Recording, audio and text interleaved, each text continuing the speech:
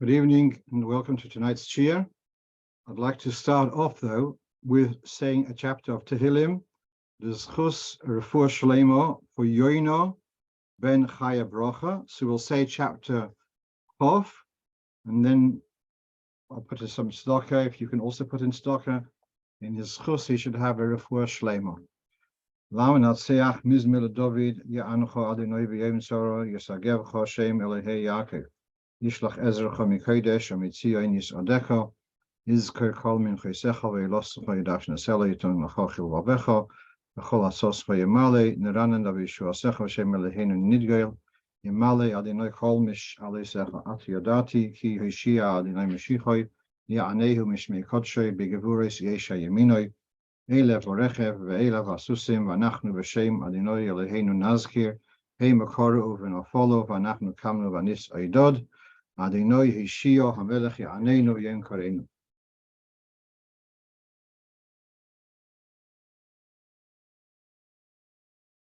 Go straight to our shilas then. So first of all, the first question was about a mikveh. Is there a requirement to place a mezuzah at the entrance of a mikveh? Obviously, the mikveh chamber itself, where people are not clothed, doesn't require a mezuzah. A mezuzah is only for a room which is a respectable room, whereas where people are undressed is not a respectable place, and therefore does not require a mezuzah. The question is more about the entrance, the foyer, etc. There's sometimes there's a bit of a reception area. Does that require a mezuzah? So this has been addressed by several contemporary poskim. What we have on the screen is from Shevet Halevi, from Rav Osner, and he says that nowadays the mikvahs are built with all various sophisticated improvements, and there is a very pleasant welcoming room, a foyer, and at least that should be. The Gemara in Shabbos talks about the three chambers. There's the inner chamber where people are totally undressed, the middle chamber, and the front chamber where people are mostly dressed. And he says that the foyer of the mikveh certainly is at least the bayis hachitzoin, more likely more than that, because in the foyer it's not as if people are getting dressed in the foyer. They are fully dressed there. It's more just a welcoming area, and therefore one should place a mezuzah there. It's not to say, no, don't say, oh, it's just part of the bathhouse, and therefore it's not a respectful place. And then he finishes off, and indeed he says to place the mezuzah with the outer brocho, and that's what he himself did in Zichron Meir, in a neighborhood in Bnei Brak where he was the Rov. So they built a mikveh there, and he did instruct to put on a mezuzah, but because of no one's sleeping there as such, it's not a proper dwelling, so therefore it wouldn't require a brocha, or put it without a brocha. One of our listeners asked for some information about the background for Rov of Anash, and this is question number 2. Some background to Rov of Anash being a follow-on to Shacharis, and why on Shabbos and Yomtov is it relegated to Mincha. So indeed, the term, well, in Rov of Anash, it starts off with a couple of psukim. Then we have Kaddish, Kaddish and Baruch, and also Hashem Yimlech Lo'olam Void, which is the equivalent of Yimlech Hashem Lo'olam, which we have at the end of Kedusha. There's an explanation why the different psukim are chosen, but there is a revisit to Kedusha in Rov of Anash, and in Gemara it talks about Kedusha de Sidra. So that's the Kedusha which we're referring to, which is after the Shmone Esrei.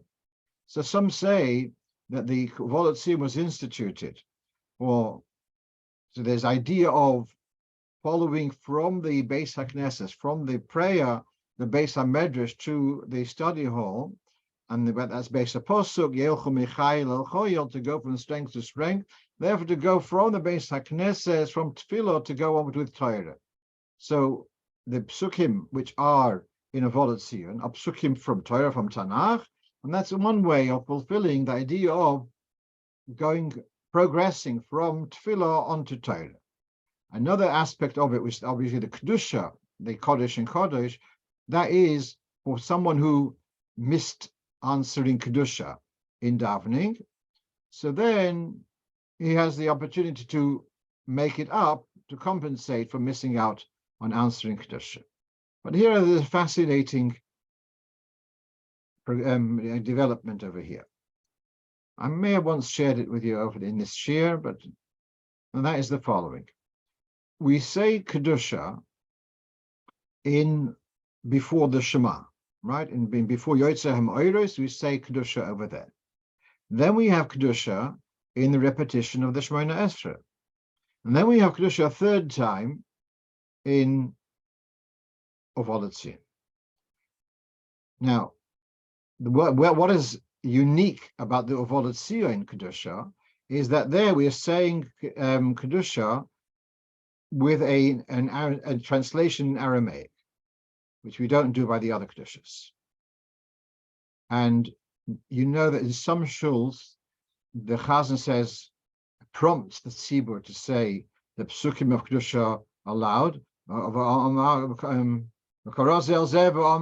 everyone says Kaddish, Kaddish, and the same thing for Baruch Kvod Hashem Im Koimoi. Whereas in other circles, in Chabad, it's not pronounced at all, this saying kedusha aloud, and also not only Chabad, other Chassidish circles also. So what's the reason for this? Should we say it aloud or not? So here there's a Zohar. You can see the reference there. It's in Chelik Gimel Kuf Chof Tes Amud Aleph, that we have in the first time we're saying kedusha, we're telling a story. We're describing how the Malachim are saying kedusha, how the angels are saying kedusha. It comes along to the repetition of the Shmone Esrei to Chazos Hashaz. At this point, we are saying kedusha together with the Malachim. We say yachad. So and in the Ashkenaz say Kashem Shemagdishim B'Shmei Morim. It's a reflection. We're in tandem. We're saying it together with the Malach. It comes a third time. It's like a kind of a takeover bid that we're saying the kedusha without the Malachim, and there's the emphasis V'ata Kodesh Yoshev Tehillas Yisrael, that it's the Yidden are saying kedusha without the Malachim. So here we have, and so there is a kind of concern that the Malachim may be anxious that there's been this takeover bid, and we want to kind of keep the Malachim a little bit out of the picture, because they may be upset that their kedusha has been usurped by these Yidden, and therefore there is the throwing in of the Aramaic. That's what the Zohar explains, because it says also in the Gemara that the Malachim detest Aramaic, particularly Aramaic, perhaps because Aramaic is considered the Achoraim. It's like the behind of the kedusha of Yoloshin HaKadosh. Sorry, whatever that may be, but there is some aversion that Malachim have to Aramaic, and therefore there is the Aramaic in Lציון. So as I said, the more Yakisha Welt will say the Aramaic, they'll say it quietly, and the Chassidische Welt will just say the whole lot in a regular voice. But either way, the Aramaic there is kind of to address the Malachim that they shouldn't be mekatrik. What's left to our discussion is why is Lציון on Shabbos and Yomtov? Why is it moved over to Mincha? And the answer is a very simple Balabatische answer, and that is that Shacharis on Yomtov includes Musaf, includes a full Kriyas HaTorah, and people are anxious to make life easier, so that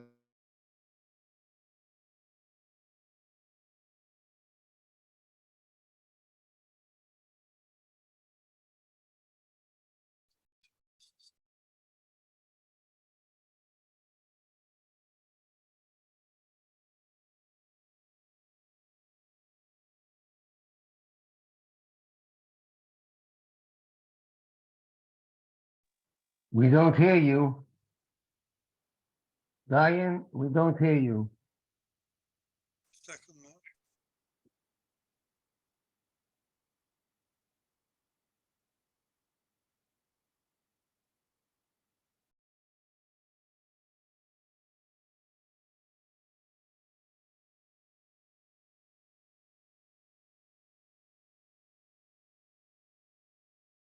Looks like he's locked out and it's logging back in again.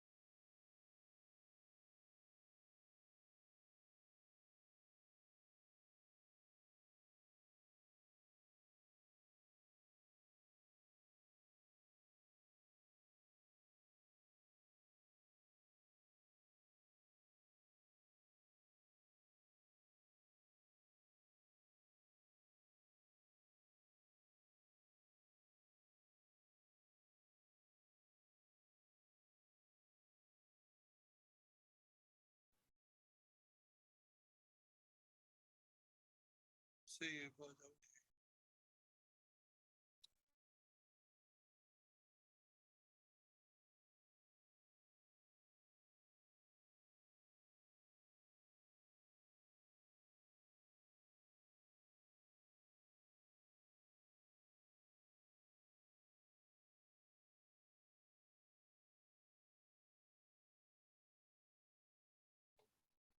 Apologies about that. So I was saying that my source is from a volume all about filler, and so the second volume it talks about why it's left for the afternoon on Shabbos.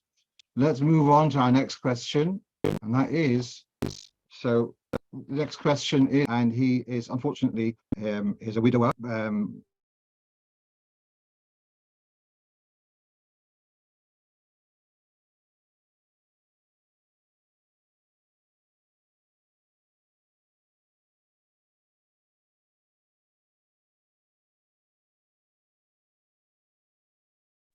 See you, bud. Can't hear you. Can you hear me We now? don't hear. Yeah, I can hear you. Yeah, Baruch Hashem. Okay, we're back. So here we go. So here's this fellow. He's a single man, and he wants to bench licht because his wife is no longer there, so he has to bench licht at home. He can only bench licht after Plag haMincha. If the Shul are going to start Mincha early, he won't be able to get in time to Shul to even for Maariv. He's going to have a struggle to be in time because of him lighting at home. So here's the question: should he go to Shul and miss out lighting Shabbos candles, or should he light Shabbos candles and miss out going to Shul? That was the dilemma which I was looking at, and I felt quite strongly that the mitzvah of lighting Shabbos candles is his personal duty, Davening with a minyan is a wonderful thing. It's not a, it doesn't compare in chiyuv. It's a very highly recommended thing, but it's not a chiyuv absolutely. And therefore, if there's a choice between davening with a minyan or benching licht at home, then lighting candles at home takes the priority. The problem is that he happens to be also the shliach who is leading the davening, which makes it so much more of a challenge. But that's the story. Right. Let's go on to our next question. Someone's asking. It happened to be that in Beis Chabad last week, so they had by Maariv, they had 10 people for Maariv, and then during Hashkivenu they turn around and one of the 10 people has gone missing. So they've only got 9 people. So the rule about this is that if you started a unit with 10 people and then the 10th person leaves, you can still finish that unit so long as there's a majority, so long as there's 6 people in the room. If a minority have left, you can finish off the unit which you're doing. So the question here is, how do we define the unit for Maariv? Does the Kaddish after Hashkivenu, if there was a minyan at brocho, can the Kaddish after Hashkivenu be said? So this is really, it's a straightforward halacha in Shulchan Aruch, in Alter Rebbe's Shulchan Aruch Nun Hey Siman Nun Hey Sif Dalet, and he says, in other words, we're defining units. So he says at Arvis. So the Kaddish, if there was a minyan for brocho, so at the beginning of Maariv, they would not say the Kaddish after Shmone Esrei, unless there were 10 people at the onset of Shmone Esrei. But the Kaddish before Shmone Esrei should be said if there were 10 at the beginning of Maariv at brocho, even though some of them had left. Kaddish after Aleinu is kind of a voluntary extra, and that doesn't come into the, if there's no 10 people, you can't say that Kaddish. But let's come back to the Kaddish after Hashkivenu. Why is that Kaddish put there? Why is Maariv different to Shacharis? By Shacharis, from Goal Yisrael, we go straight into Shmone Esrei, and we don't want to have an interval. And at Maariv, we have an interval, we have Hashkivenu, but then some people say Yereinenu, then there's a Kaddish. The first thing is that Tfilas Arvis Rishus, that the davening Maariv used to be considered a optional extra, and therefore the emphasis of Soimer Gula L'Tfilah, of not having an interruption between Goal Yisrael and Shmone Esrei, that emphasis is less. This is particularly visible in many shuls where the Gaber will announce on the night of Rosh Chodesh, he'll announce Ya'ala V'Yovoi after Kaddish, before Shmone Esrei. Alter Rebbe says not to because of a chashash hefsek, but the minhag olam is, why are they not so worried about hefsek? Because tfilas arbis rishus. And taking this further, that it used to be apparently that people would not daven Maariv in shul; they would just do birchas krishma, and then they said 18 psukim corresponding to the 18 brachos of Shmone Esrei, and those 18 psukim are in the what you have in Nusach Ashkenaz as Yireinenu. You've got 18 psukim there. They are corresponding to the 18 brachos of Shmone Esrei. They would just do the 18 psukim, and then they would say Kaddish, and everyone would say one another good night. So that was the end of their formal davening. Was actually right after Hashkivenu. That's how the Kaddish comes in there. All right, so that's a little bit more about that the background of Yireinenu, and why Hashkivenu is like the end, and that Kaddish is the end of the unit of the first unit of Maariv. Let's move on. Very relevant to so Hashgocha Protis. I teach a class in the Lubavitch High School, and just throw in that there is a charity fundraiser being done, and everyone is welcome to participate in contributing to the chinuch, which is going on in the Moistus here in London. But we learned through this year, we were going through Birchas Hanehenin, and mamish last this past week, which was our last lesson because we now got to exam leave. So we learned about the brocho on the king when you see a king. And so what's the dilemma? Everyone knows that there's a brocho upon seeing a king. So there is here, this on the bottom you have here from the Radvaz, quoted in the Mogen Avraham. He says the following: governors which do not have the yoke of a king above them to override their rulings, they can judge and give capital punishment. So such a governor, you have to say the brocho. Whereas ministers, which are appointed by the king in various cities, then they're not so powerful, and therefore you should say the brocho without shame and malchus. The Kaddish, who is the supreme judge, no brocho at all. So from this Radvaz, you get the impression that the power of the king has got to do with whether he can apply or annul a death penalty.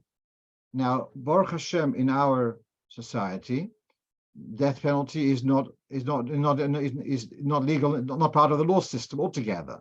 Therefore, the king doesn't have a power of hoirig b'mishpat, and therefore the king asks the question. Perhaps he doesn't qualify to have say the brocho. So this is where there's these murmurings and people think it doesn't really qualify. So this has been addressed by two contemporary poskim or more. One of them is the late Rav Osner, and is clearly in his tshuva is talking about the Queen of England. And separately, there's also line 11, Reb Moshe Sternbuch in his tshuvas Ranhogus also comparing different types, American presidency and British monarchy, etc. So I'm just going to read though what Rav Osner says. Poshut b'yenai, that even if the monarch, B'yodo is referring to the late Queen Elizabeth, even though she does not have the power to give a death penalty without consultation with the heads of government, however, because he or she is the most honorable in their nation, and they are given honor she'ein dugmosai, incomparable. Therefore, they are deserving of the brocho shenosa mikvodai. And he says, read that Radvaz, the Radvaz which with the Mogen Avraham quoted. And that's the svara that has to be got to do with capital punishment or not. There he's talking about someone who's appointed by the Melech. So then the fact that he's not the supreme authority, he's appointed by the king. So then if he doesn't have the ability to apply the death penalty, then he lacks in his power, etc. But the king himself, that because of the legal system, there is no death penalty, that does not prevent him from being recognized as melech be'emes v'hadvorim pshutim. So Rav Osner is absolutely confident that we do say a brocho on a British monarch. So contrary to various naysayers, right, now I'm going to just go to mute all. Right. Now, then someone's, like I see here, there's a couple of points in the chat. I'm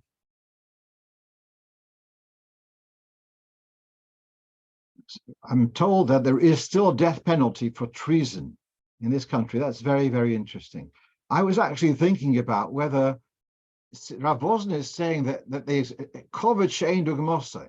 I'm wondering whether the fact that there can be protesters and standing there at a parade and saying "not my king," that kind of stuff, does that take away from the extreme covet which the Melech has? The fact that it's illegal for them to protest in such a despicable way. But okay. Now, as long as they don't start hacking at my program. Okay, these are anti-royalists. Okay. Going back to the previous question, could the gentleman, the shliach, could he light in shul?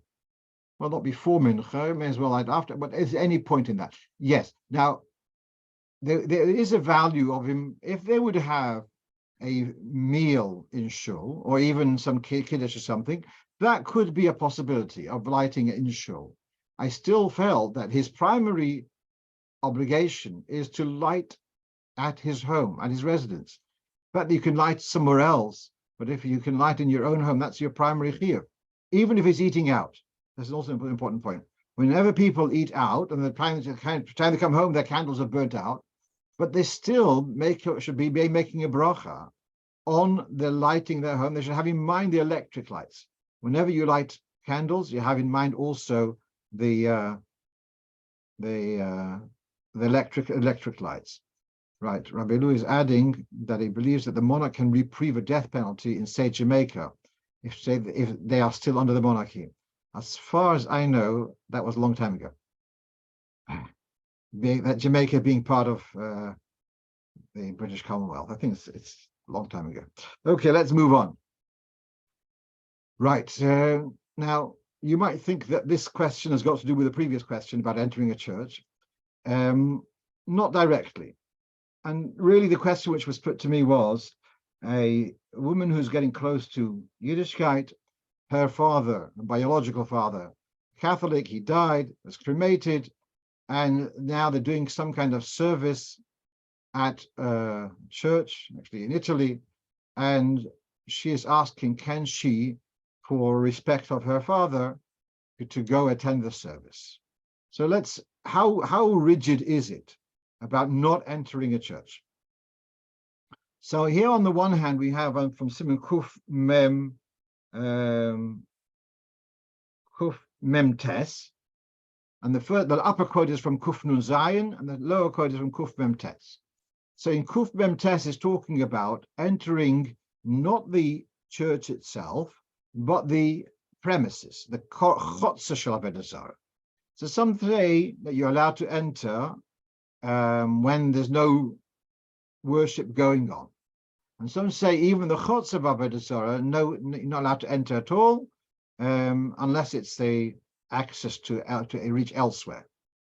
But meanwhile, basically, the minig poshta is that one would not enter a church, as even the yard of a church.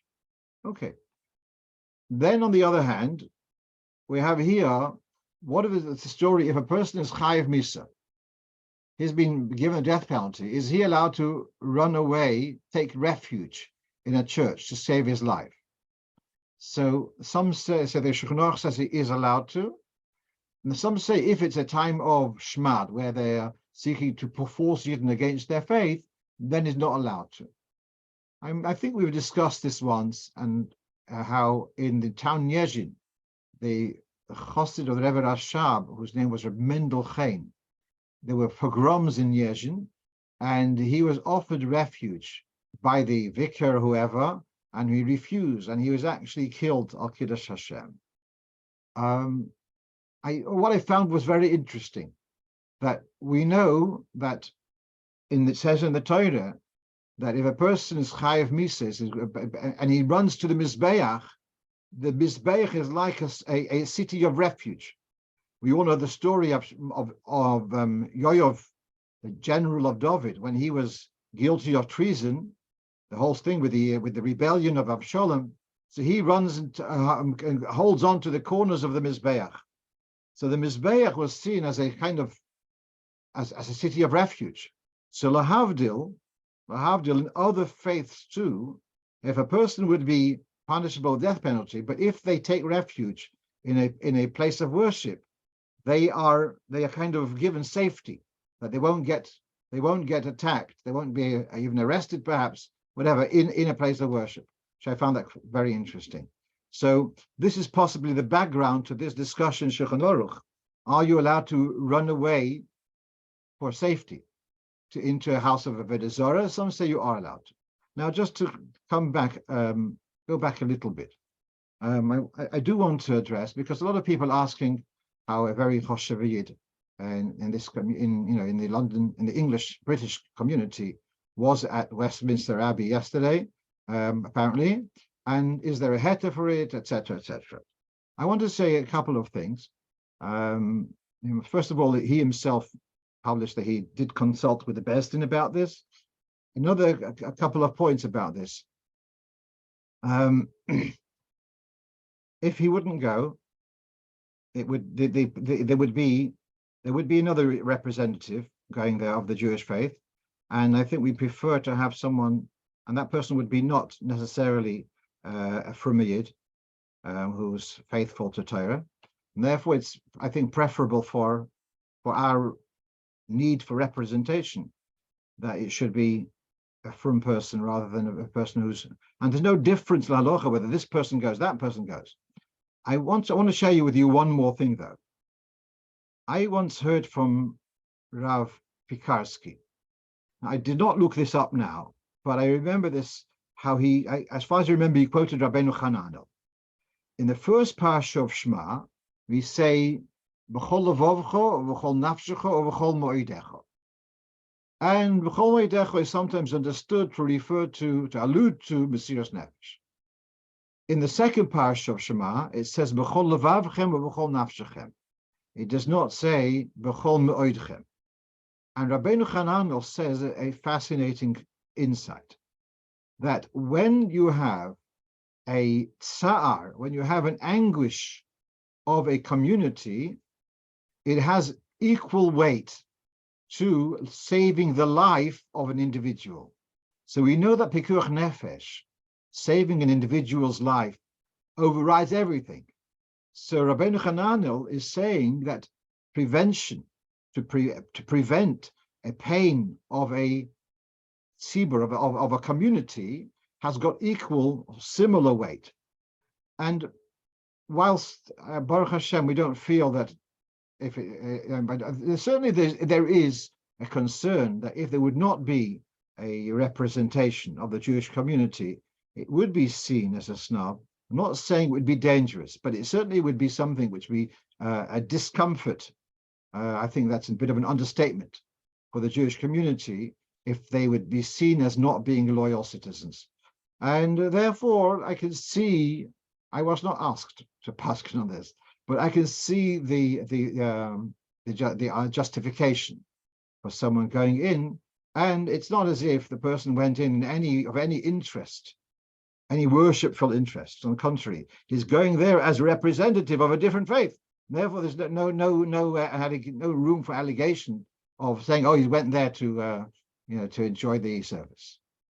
I once heard from one of the chief rabbis from Israel that he was in Rome and he had to go to the Vatican. Right after he went out, he ran to the mikveh. Okay, let's move on. Right. So here's the question: that during the reading of the Torah, a mistake was found. It was a letter which was misformed, or something damaged. So what do we do then exactly? So here we have in Simon Kuf Mem Gimel, if a mistake is found in the Sefer Torah during the reading, we take out another Sefer Torah and we start from where the other one left off. And you can make up the numbers with in other words, let's say you had given 3 aliyahs on a Shabbos morning, and you still have another 4 aliyahs. You don't have to do 4 aliyahs you don't have to do 7 aliyahs in the new Sefer Torah. You rely on those who were called up in the first Sefer Torah to make up your quota of aliyahs. So there's no need to reread that which was done, and no need to make up the number of 7 aliyahs. There are poskim who do say that you should make up extra aliyahs. Now that's on Shabbos, where hoysofos are allowed. And therefore, they say you should do hoysofos. So the person who's asking me this question was asking, what is the Chabad take on this? Now, perhaps we've discussed this before. There is a tshuva of the Tzemach Tzedek, which was published only about perhaps 45 years ago from manuscript. And here the Tzemach Tzedek very much embraces the view of Tshuvas HaRambam, which says the following, that a Sefer Torah which has a psul, which is disqualified, means that you haven't fulfilled the mitzvah of writing a Sefer Torah. It does not mean, it's not an impediment for the mitzvah of Kriyas HaTorah. Again, there's a mitzvah that you should have a Sefer Torah. Like there's a mitzvah to have Mezuzah on your door, to have tefillin on your head, there's a mitzvah to own a Sefer Torah. If there's a letter missing, you've missed out on the mitzvah of owning a Sefer Torah. But when it comes to Kriyas HaTorah, that's a separate thing. For Kriyas HaTorah, he says you are fulfilling the mitzvah of Kriyas HaTorah, even with apostles of Torah. And the greatest proof of that is, it says in the Gemara that you cannot do Kriyas HaTorah from a chumash, which means a scroll of Vayikra, or a scroll of Bamidra, etc., because of Koved HaTzibur. It's disrespectful to do Kriyas HaTorah from... Now, if you have a scroll of Vayikra, that means that 80% of the Torah is missing there. It's only 1 out of 5 volumes. And he's saying the only problem is Koved HaTzibur. So that tells us that the idea of Kriyas HaTorah is not totally dependent on the kashrus of the Sefer Torah. Now, I'm saying this is from the tshuvas of the Rambam, correspondent, the response of the Rambam, whereas in Sefer Hayad, in Mishnah Torah, he says just the opposite. He says that you're not Yotze Kriyas HaTorah from Apostle of Sefer Torah. And certainly we follow that lechatchila. But b'di'eved, when you are in the middle of Kriyas HaTorah and you've read already part of it, so what you've read is valid because of this other opinion, and you don't have to make up your quota. And since Chabad don't do Hoshafas, so then we're not going to call up any extras, even though there may be space to do so. We don't call any extras. As you are middle reading and you see a psul in the Sefer Torah, so then, to borrow a term, pull over to the hard shoulder as soon as possible. Sometimes you cannot interrupt. There are places in the Torah where you cannot interrupt. You can't pause there. Let's say if it's within 3 psukim from a psucho or stuma, sometimes in the middle of, then there are various places when in the middle of Aseres HaDibros, we wouldn't stop, etc. So there are places where you cannot stop. You stop as soon as possible. And then you do the after brocha on the Apostle Sefer Torah. One last thing, and that is, all of this is when you have another Sefer Torah. If you don't have another Sefer Torah, you finish off the Kriyas HaTorah with 7 aliyahs in all in the Apostle Sefer Torah. That seems very likely on our vacation, a holiday in a hotel. There's only 1 Sefer Torah, and you found a psul, so then you finish off Kriyas HaTorah, but maftir, shvi becomes maftir, because maftir is the 8th one, it's extra to the quota. So therefore, the one who has the 7th aliyah will do also the haftarah. Just finish off on a joke on that one, that there was a special shul of the Amaratzim shul. It was the shul of the, come on, what's the plural of ignoramus? Ignorami? Okay, at any rate, so then there was a fellow who has an aliyah, it was Parshas Kairach, and he says, I think, as far as I remember the Haggadah, Kairach is written with a kof, not with a kuf. He said, oh, you're right. We're going to have to put away the Sefer Torah. But because you're such a scholar, you're going to have to leave the Amaratzim minion. Okay, let's move on. Right. So we've discussed this in the past, but about a chimney stack. Now we're all familiar that the Rabbi Yehuda HaChassid has got an issue of blocking up a doorway, blocking up a window. And if we do have need to block a doorway or a window, we would leave a small pipe, a small passage, and later cover that over, but we wouldn't want to block it totally. And that's got to do with spirits, that if they had passage here, not to block up their passage totally. Then what's the story of a chimney? Does the chimney have the same rules as a window? Now there's a separate issue which we have discussed, separate issue which we discussed in the past about demolishing an oven. If you remember, we had a whole story about someone who had a warehouse, and in the corner of the warehouse there was a matzah oven, which was used obviously once a year, and he wants to demolish it to be able to make space in his warehouse. And there's a separate issue of demolishing an oven, which is quite a strict thing also in Rabbi Yehuda HaChassid. But we're not talking about demolishing an oven. We're talking now about blocking a chimney. A chimney is also obviously a passage from, like a window, going from one to the other. Very interesting. On Shabbos, we had by the Shia, I asked, how do you say chimney in Hebrew? So someone tells me the word is aruba. Now we know the word aruba is used for the windows of heaven, which they mabul when the flood comes down. Aruba is hashemoyim. So a wood chimney is an opening to the heaven, or etc. On its from one floor to the other.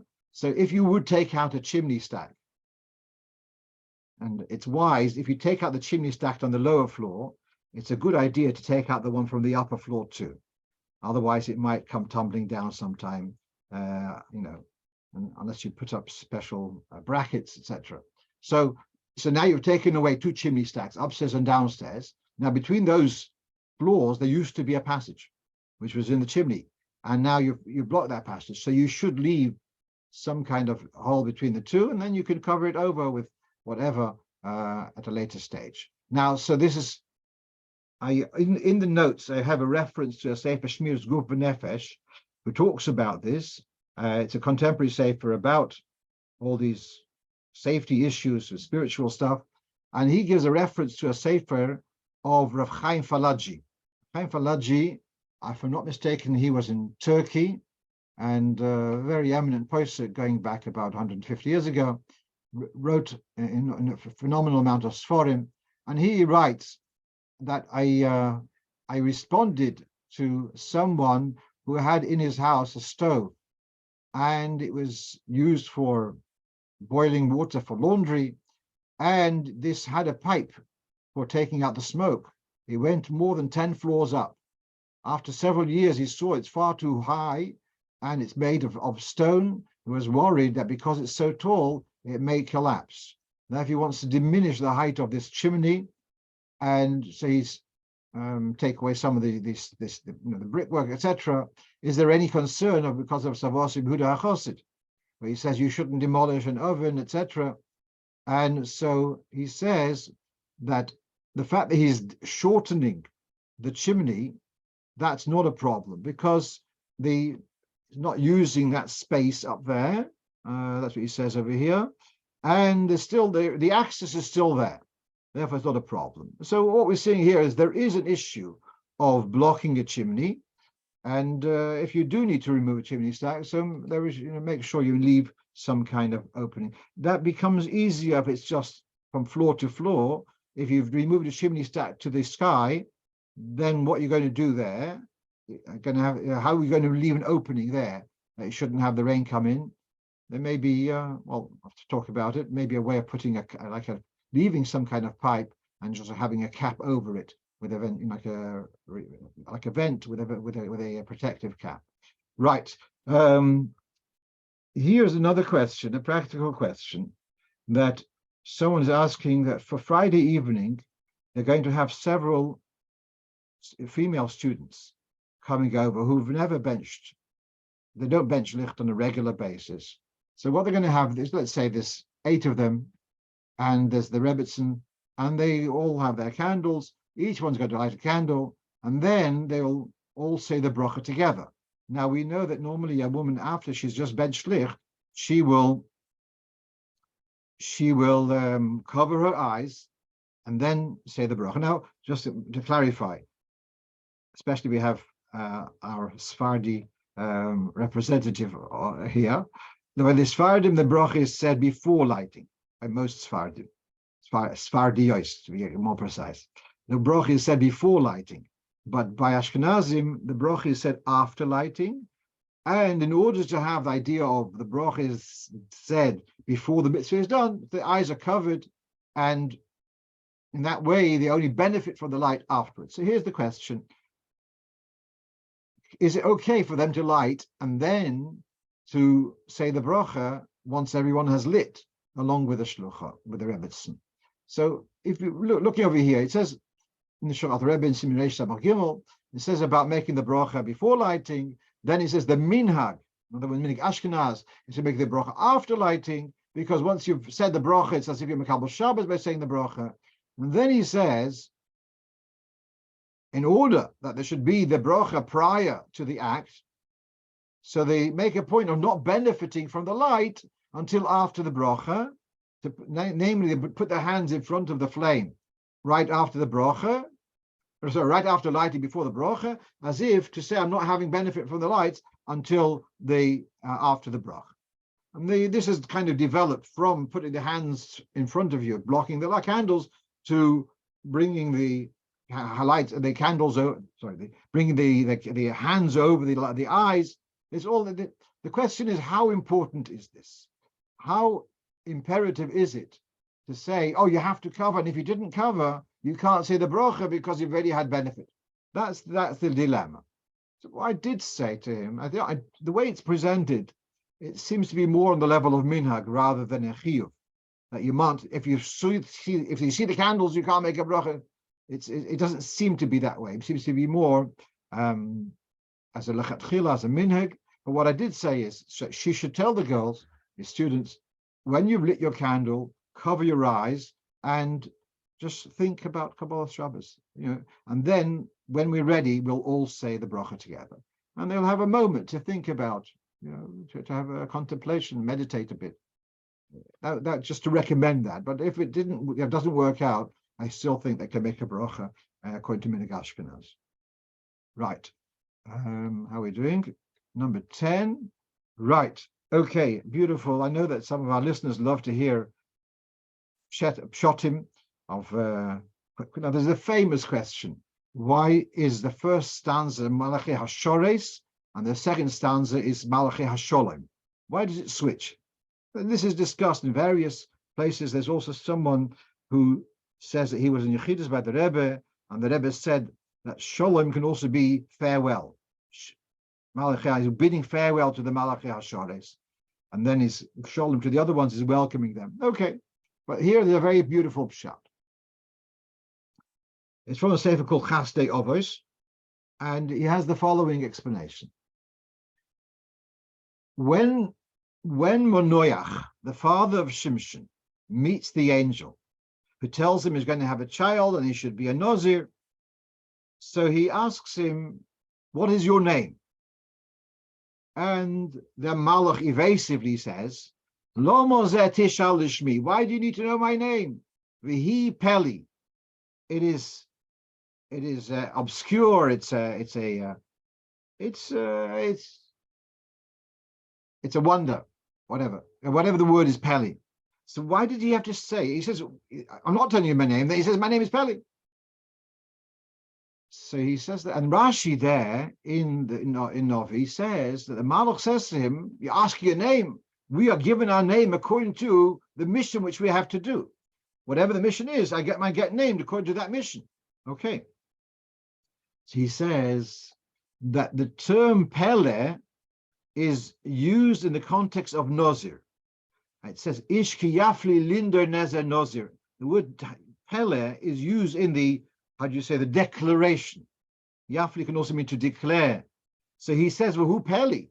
Because I have been sent for a mission to tell you that the son is your Shimshon is going to be a Nazir. Therefore, he uses the term Peli. You've got to do Pele. What is the mission of the Malochim who come to our homes on Friday night?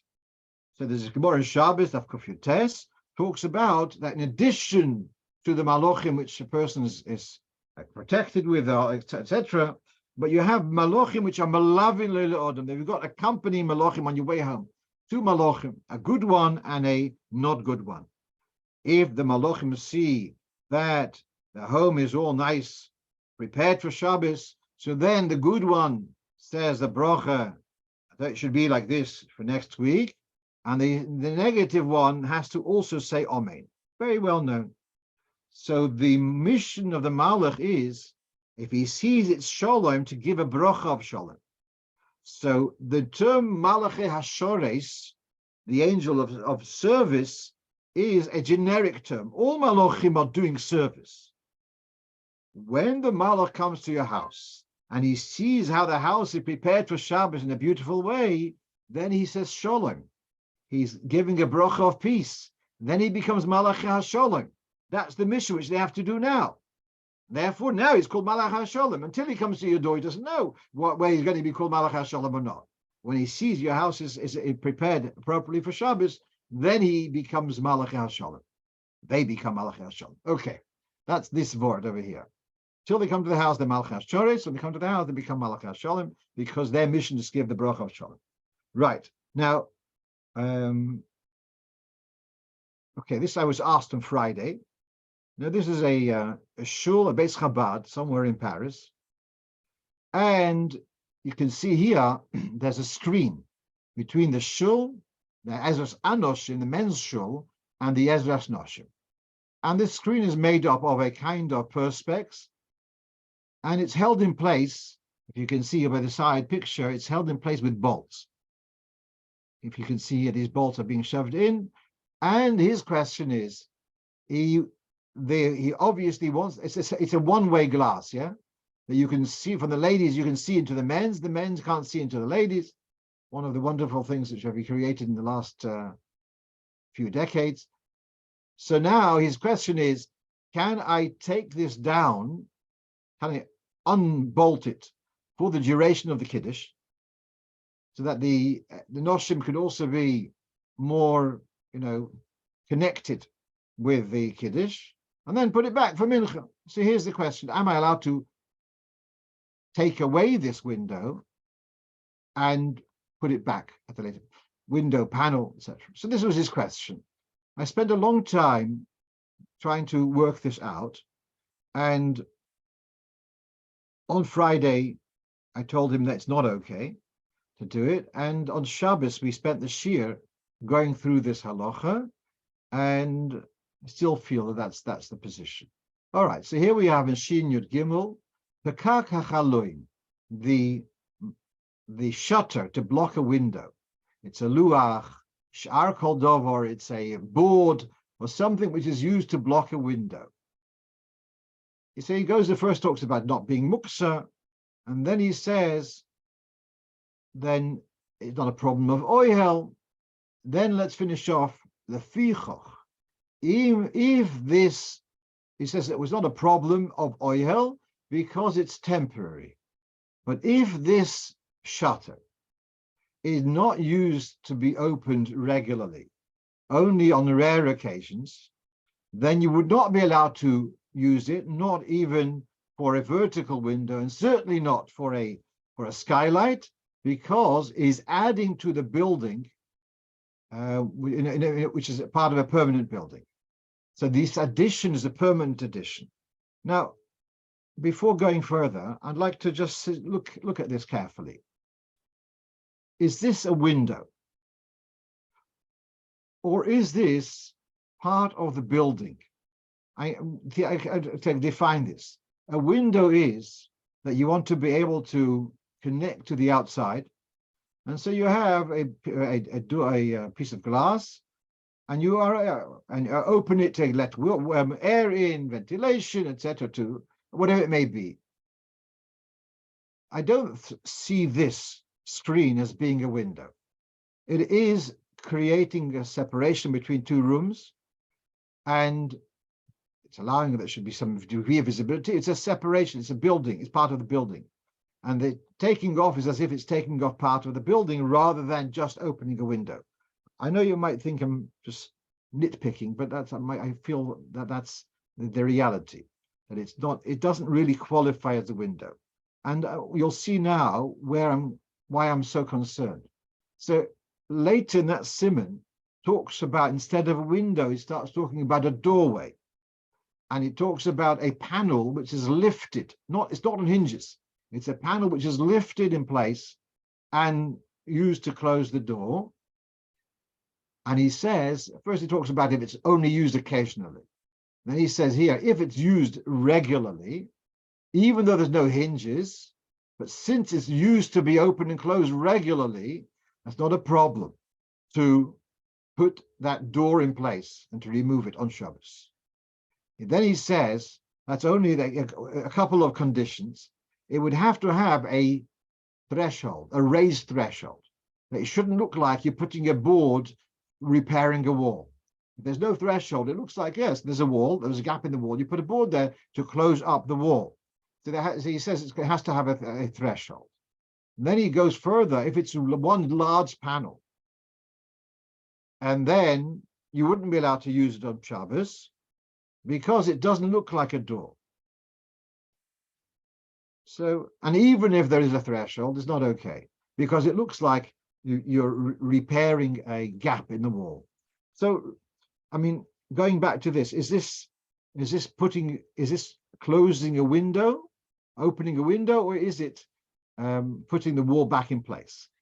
Now, my feeling is it's an act of building. Not saying it's also in our Torah, but I don't think it's okay. Now, further in that simon talks about a door of a structure, a chicken coop or something, a door of a house, which is connected to the ground. Then you're not allowed to remove that door. Anything which is attached to the ground, removing it is considered demolishing, and putting it back is considered building. So we've discussed it before. You have these kind of hinges which don't interlock, but they are like spindles. There's a spindle on the wall, on the door frame side, and then the one which is on the door is like a slot, as a socket, and it sits on the spindle and it rotates that way. So to lift such a door is not, or to put it back is not allowed on Shabbos, and he expels it out. This, which when they have large celebrations, they take off the windows, and they ask a goy to take off the window. That's not okay. It's a shiur of chatos. And those who say that demolishing, which is not going to make it better, is not a melacha, so then it's not a sumin Torah, it's of the Rabbanon. Bottom line, he says, those who do so, asking a goy to do it, yesh lahem al mashi yismochu, but a person should be machmir, like the first shitter, and then he finishes off about people who are nichshal, that they take off revi yos hachaloinus, shekoirin kvatirin. What exactly are these kvatirin? I saw in one of the contemporaries for him suggesting that they would have windows made of 4 parts, and that's what they mean by the kvatirin. They're made of whatever. But certainly to remove a window from a window frame is not okay. Now, what happened over here? Before, there seemed to have been room for, at least for the window to be lifted and put back. And why all of a sudden here has become us? The simple answer is that here he's talking about where they are actually fixed. Earlier, where he talks about having a board to put in place, it's a freestanding board, and you're going to put it somehow secure it there. If Yud Zayin is talking about when they are actually fitted in a permanent form, there to remove them would be possibly a melacha min haTorah. At least it's going to be a melacha min Rabbanon. So that doesn't answer our question necessarily. It goes back to the question: is that screen a window, or is that screen a wall which can be removed for convenience, etc.? And I'm more inclined, contrary to my usual disposition to try to find heterium, I'm more inclined to say it's not okay.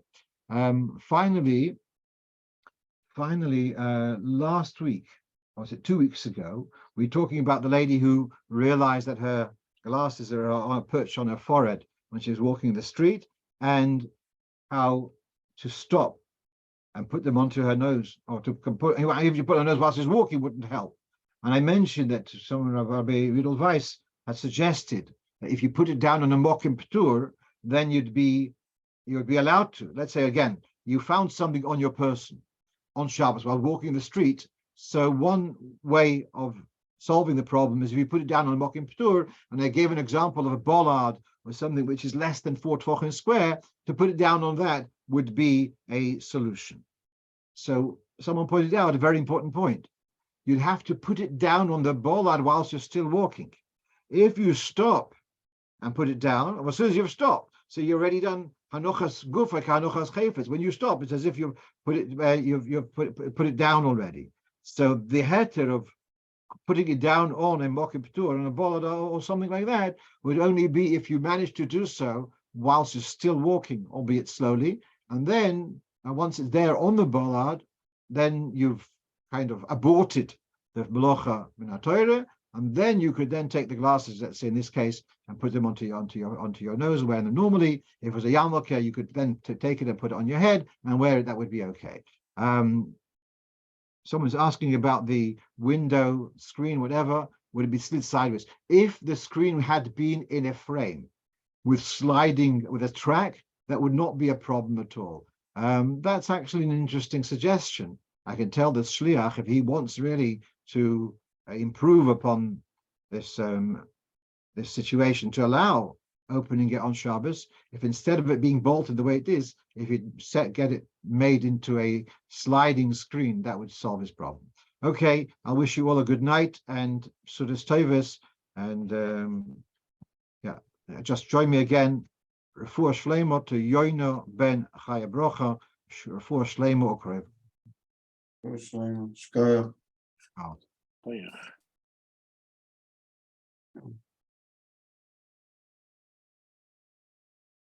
Shkoyach.